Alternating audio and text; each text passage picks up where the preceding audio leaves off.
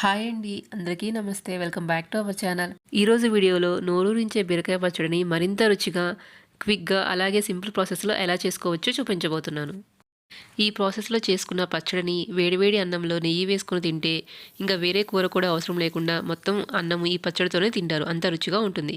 బీరకాయ కూర అంటే చాలామంది ఇష్టపడరు కదా! అలాంటి వాళ్ళకి కూడా ఒకసారి ఈ పచ్చడి చేసి పెట్టండి. వాళ్ళకి కూడా తప్పకుండా నచ్చుతుంది. ఇంకా ఆలస్యం ఎందుకు ఈ పచ్చడి ఎలా తయారు చేసుకోవాలో చూసేద్దాం. ముందుగా ఈ పచ్చడి తయారు చేసుకోవడం కోసం ఇక్కడ నేను ఒక పావు కేజీ బీరకాయ తీసుకున్నాను. మీరు మరీ ముదిరి బీరకాయలు కాకుండా ఇలా లేతగా మీడియంగా ఉన్న బీరకాయలైతే పచ్చడికి బావుంటుంది. మీరు బీరకాయ పచ్చడికి మొత్తం స్కిన్ రిమూవ్ చేయాల్సిన అవసరం లేదు.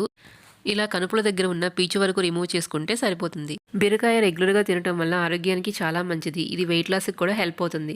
దీనిలో పీచు పదార్థము అలాగే వాటర్ కంటెంట్ అనేది ఎక్కువగా ఉంటుంది. అలాగే దీనిలో విటమిన్ సి, విటమిన్ ఏ కూడా ఉంటాయి. ఇలా రిమూవ్ చేసుకున్న తర్వాత శుభ్రంగా కడిగి వీటిని ఇలా మీడియం సైజు ముక్కలుగా కట్ చేసుకొని ఒక ప్లేట్లోకి తీసుకొని పక్కన పెట్టుకోవాలి. ఇప్పుడు స్టవ్ మీద ఒక ప్యాన్ పెట్టుకొని దానిలో ఒక టేబుల్ స్పూన్ ఆయిల్ వేసుకోవాలి. ఆయిల్ వేడిన తర్వాత దీనిలో 2 టీ స్పూన్ల పచ్చిశనగపప్పు అలాగే 1 టీ స్పూను మినపగుళ్ళు, దీనిలోనే మంచి టేస్ట్ కోసం 1 టీ స్పూను ధనియాలు కూడా వేసుకొని వీటన్నిటిని దోరగా ఫ్రై చేసుకోవాలి. ఇవన్నీ కొంచెం ఫ్రై అయిన తర్వాత దీనిలో ఒక రెమ్మ కరివేపాకు అలాగే ఒక హాఫ్ టీ స్పూను జీలకర్ర కూడా వేసుకొని ఫ్రై చేసుకోవాలి. ఇప్పుడు కరివేపాకు జీలకర్ర కూడా ఫ్రై అయిన తర్వాత ఇప్పుడు దీనిలో ఒక 6 నుంచి 7 పచ్చిమిరపకాయలు ఇలా సగానికి కట్ చేసుకొని వేసుకోవాలి. మీరు తినే కారాన్ని బట్టి పచ్చిమిరపకాయల క్వాంటిటీ అనేది అడ్జస్ట్ చేసుకోండి. ఇక్కడ మీరు సగం పచ్చిమిరపకాయలు అలాగే సగం ఎండుమిరపకాయలు అయినా వేసుకోవచ్చు. ఇక్కడ నేను వేసుకునే పచ్చిమిర్చి కారం తక్కువ ఉంది, అందుకని ఎక్కువ వేసుకున్నాను. పచ్చిమిరపకాయలని ఒక 3-4 నిమిషాలు ఫ్రై చేసుకున్న తర్వాత ఇవన్నీ ఫ్రై అయిన తర్వాత వీటన్నిటిని తీసుకుని ఒక ప్లేట్లోకి ట్రాన్స్ఫర్ చేసుకోవాలి. ఇప్పుడు అదే ప్యాన్లో ఒక టేబుల్ స్పూన్ ఆయిల్ వేసుకొని ఆయిల్ వేడైన తర్వాత మనం ముందుగా కట్ చేసి పెట్టుకున్న బీరకాయ ముక్కల్ని వేసుకోవాలి. ఇవి ఒకసారి కలుపుకున్న తర్వాత మూత పెట్టి ఒక 5 to 10 మినిట్స్ కుక్ చేసుకోవాలి.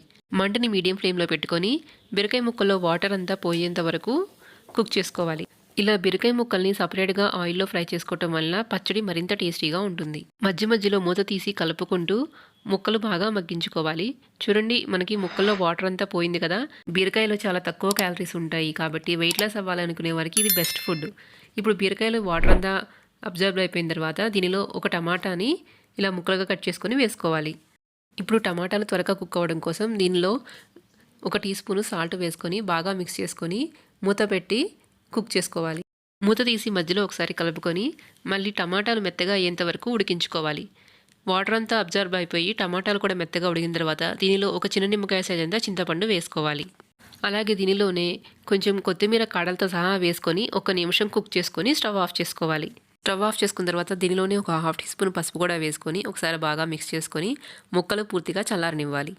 ముక్కలు పూర్తిగా చల్లారిన తర్వాత ఒక మిక్సీ జార్ తీసుకొని దానిలో మనం ముందుగా ఫ్రై చేసి పెట్టుకున్న పచ్చిమిర్చి అలాగే పప్పులు వేసుకోవాలి. ఇప్పుడు వీటిని కోర్స్ బ్లెండ్ చేసుకోవాలి. ఇవి ఒకసారి గ్రైండ్ చేసుకున్న తర్వాత దీనిలోనే మనము ఫ్రై చేసి పెట్టుకున్న బీరకాయ టమాటా ముక్కలను కూడా వేసుకోవాలి. మీరు బీరకాయ ముక్కలు పప్పులు ఒకేసారి వేసుకుంటే పప్పులు సరిగ్గా గ్రైండ్ అవ్వవు. అందువల్ల ముందు పప్పులు గ్రైండ్ చేసుకుని తర్వాత ముక్కలు వేసుకోవాలి. ఇప్పుడు దీనిలోనే ఒక 3-4 వెల్లుల్లి రెబ్బలు అలాగే టేస్ట్కి సరిపడినంత సాల్ట్ వేసుకొని మరీ మెత్తని పేస్ట్ లాగా కాకుండా ఇలా గ్రైండ్ చేసుకుంటే సరిపోతుంది. ఆల్రెడీ మనం ముక్కలు ఉడికించేటప్పుడు సాల్ట్ వేసుకున్నాం కాబట్టి ఒకసారి చూసుకుని వేసుకోండి. ఇప్పుడు పచ్చడి కోసం తాలింపు పెట్టుకుందాం. స్టవ్ మీద ఒక ప్యాన్ పెట్టుకొని దానిలో ఒక టేబుల్ స్పూను ఆయిల్ వేసుకోవాలి. ఆయిల్ వేడిన తర్వాత ఒక హాఫ్ టీ స్పూను పచ్చిశనగపప్పు, ఒక హాఫ్ టీ స్పూను మినపప్పు వేసుకుని దోరగా ఫ్రై చేసుకోవాలి. ఇవి కొంచెం ఫ్రై అయిన తర్వాత దీనిలోనే ఒక 4-5 వెల్లుల్లి రెబ్బలు దంచి వేసుకోవాలి. ఇప్పుడు దీనిలోనే ఒక హాఫ్ టీ స్పూన్ జీలకర్ర, ఒక హాఫ్ టీ స్పూన్ ఆవాలు అలాగే 2 రెమ్మల కరివేపాకు వేసుకొని ఫ్రై చేసుకోవాలి. ఇవన్నీ బాగా ఫ్రై అయిన తర్వాత స్టవ్ ఆఫ్ చేసుకోవాలి. మనం రెడీ చేసి పెట్టుకున్న తాలింపుని ముందుగా మిక్సీ వేసుకున్న బీరకాయ పచ్చడిలో కలుపుకోవాలి. అంతేనండి, చూసారుగా ఎంతో రుచికరమైన బీరకాయ పచ్చడి ఎంత సింపుల్గా చేసుకోవచ్చో. మీరు కూడా ఒకసారి తప్పకుండా ట్రై చేసి ఎలా వచ్చిందో కామెంట్ సెక్షన్లో కామెంట్ చేయండి.